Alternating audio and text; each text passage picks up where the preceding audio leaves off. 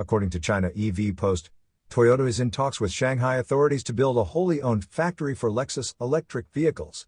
Toyota seeks treatment similar to Tesla, including tax breaks, policy support, and land grants.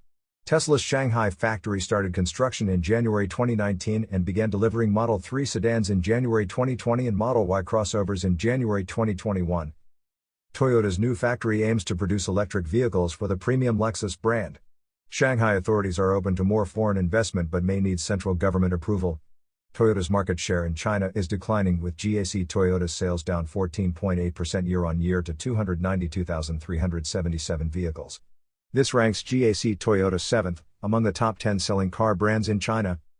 Toyota plans to introduce plug-in hybrid electric vehicles using BYD's DMI technology within 2 to 3 years. GAC Toyota will also collaborate with local startup Momenta to develop an intelligent driving system for the BZ3X model.